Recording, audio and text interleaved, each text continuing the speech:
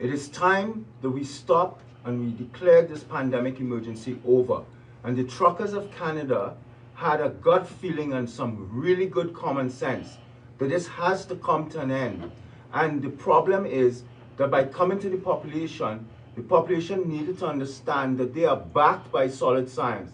And that is where people like myself, Dr. Hodkinson, Dr. Poness, etc. have come forward, because we know 100% of the science is behind the trucker. The Canadian trucker is backed by solid science, not the government positions. That these vaccine mandates have no scientific or medical basis and must be stopped now. The mandates must be lifted tomorrow. The carnage that's going on out there with our children is indescribable. As Dr. Alexander stated, the evidence medically is overwhelming. I'm not going to list it at this moment. All I am saying is that there's a degree of exasperation that the world must understand listening to this. Canada has been put forward as the epicenter of a major change in how things are run. It's going to transform the usual institutions of politics, of medicine, of law, and the media in ways that we cannot predict. But major changes are coming. And not only that, but we are being watched. We are seeing democracy challenged. And the Chinese are watching us. Make no mistake, this is a moment in history where there's a tremendous amount on the table. Not just vaccination schedules, but the very existence that we want our children to inherit. With that said, I would like to pass over to my friend here, Jeff, as to what's happening on the ground tonight here in Ottawa. Thank you. Thank you. I know that the mainstream, the legacy media has been putting out all sorts of information, states of emergency, riotous activity, unruly, unlawful gatherings of people in this city right now. If you are attuned to that, it may bring anxiety, it may bring stress, it may heighten fear or concern for loved ones that maybe you know are here supporting this. But we assure you, this entire organization, it's not just a movement, it is an organization of dedicated, focused individuals who are standing unwavering. There are no ruffled feathers in this room or amongst this team. We have worked with local law authority and government to keep this exactly what we have intended it to be. It is a peaceful demonstration. We have complied by opening up access routes on every road that we have accessed or parked on with trucks and support vehicles. That was done to ensure that EMS would be able to respond to the concerns and the safety of the citizens of Ottawa, and also the safety and any concerns of the people who are here supporting this movement. We have worked repeatedly with law enforcement agencies to try to bring humane conditions to the people that are peacefully demonstrating. Washroom facilities, maintenance of those washroom facilities, and we have yet to get a solidified response to bring those deserved conditions to this peaceful demonstration. We are currently going to see legacy media streaming images of the police making arrests. They're currently treating this now with catchphrases, occupation, terrorism, and all sorts of very low-level commentary to try to sway people's opinion. They're currently out in the streets of Ottawa, and they are arresting people on charges of mischief for transporting fuel in proper containers in order to supply the people here for a peaceful demonstration to allow their vehicles to stay warm. If you've been following the media, the real media, the one you're watching right now, These are families. They have children with them. They have no intention of reacting negatively to anything that is going on.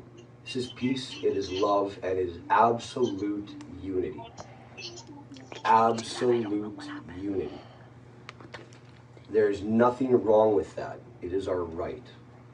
So it brings all levels of consideration, which I'm not going to expand on right now because that is not the purpose. My intention is to assure those supporters, the truckers, the community of Ottawa, and all other citizens that are involving themselves with helping pass this message that we must keep the foundation solid. We must not waver with the falsehoods that are being put upon us right now. It is going to be an anxious experience. It is going to be tense if you are out in the street right now trying to aid your fellow man, woman, or family to keep them comfortable and fulfill their needs while we continue to demonstrate until we're acknowledged. But it is essential that we keep the same message. It is peaceful. It is unified. We will not have shows of violence at all towards law enforcement, and we must understand they are doing their job. They are doing their duty to protect the citizens. Though we may not agree with the actions that are being taken, we will not resist. We will not become violent. We will not act out. And my advice to those who are sitting in their trucks continuing to support what we know is right, we are here for you. We have a legal team. If you are charged or arrested for any reason, my best advice at this point is to be calm, with zero comment, to comply with the instruction given to you with the officer that is engaging you. If they ask you to put your hands behind your back, simply do so. No gestures, no comments, no nods. Simply follow that instruction and be peaceful about it. I personally, if confronted with this, will take the advice of the kindergarten teacher of my 5-year-old son that I miss so much and want to be with. And I will crisscross applesauce, and I will sit down, and I will not move on the street. And I would suggest you consider that as a very effective way, to approach a situation that has clearly spun out of control through leadership that has tried at every single corner to disarm the voice of patriotism, unification, democracy, and freedom. That's all I have to say at this point, but we are with you. Please be calm. We will endure. We will not leave. I would like to pass it over to Tom. Good evening. Thank you to all of you who've tuned in. I just want to say shortly that I just returned from Coventry. Coventry, for those of you who don't know, is one of our major locations that we have a lot of families, a lot of trucks, we have a lot of supplies. We have extremely high morale. Approximately 2 hours ago, Ottawa police have showed up in a very aggressive show of force. There was probably over 100 police officers in tactical gear with snipers on the roof. And I'm very pleased to report that all of our truckers, all of our families kept their composure. It was extremely peaceful. They came in, they took the fuel, which was their intent. Their intent was to come in, confiscate the fuel that we have, that was donated or purchased to be distributed for the trucks. However, I'm pleased to say that that has no impact on our ability to continue operations whatsoever. It was absolutely inconsequential, and I would offer that I believe it was a very critical mistake on their part. It had no impact on our operations, but it certainly raised morale within the occupants, or excuse me, the people that are at Coventry. And I'm not going to take a bow, but I'm very, very proud of the way our truckers conducted themselves peacefully. There were 2 arrests for 2 people that failed to provide identification when asked by an officer, so they were arrested. And if that's the worst that can happen tonight, I'm very happy with that. In fact, I'm very proud of the way all of our people conducted themselves. And so we have a lot of support. So for you tuning in at home, just know that so what, they took a little bit of fuel that we're going to replace. It has no impact on what we're doing. It's inconsequential what they've done. It was a drastic show of force.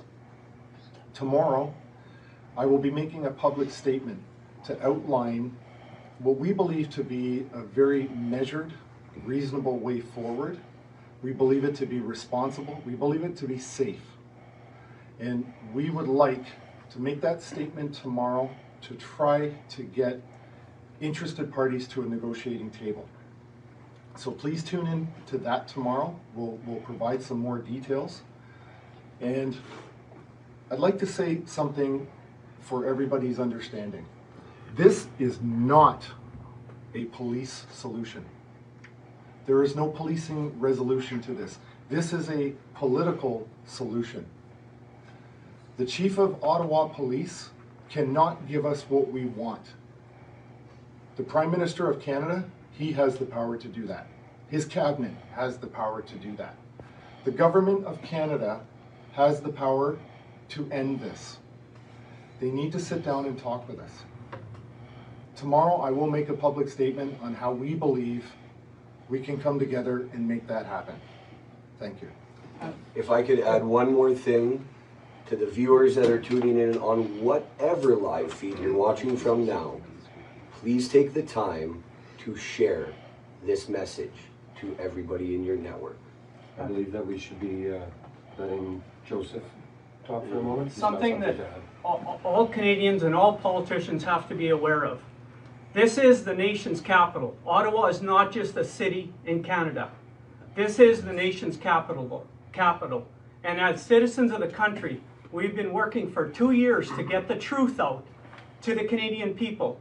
And it took the truckers to create a platform that's allowing these doctors, these brave and doctors that are speaking truth about the truth in science. Canadians owe a deep debt of gratitude to all the truckers. So to the degree that you can support the truckers, please find a way to donate to the truckers. But never forget here, this Ottawa, to the citizens of Ottawa, you are in the nation's capital. There is no disrespect to you, the citizens of Ottawa. But please remember, you live in the nation's capital. And as Canadians, I'm from Saskatchewan, I have a right to be here. I pay taxes in this country, and our government is violating the law. They have been for 2 years now. And so we have a right to make our voices heard. So never forget that. This is Canada. This is the nation's capital. So Canadians, stand up with us. Stand up for your God-given rights and freedom. Freedom for everybody.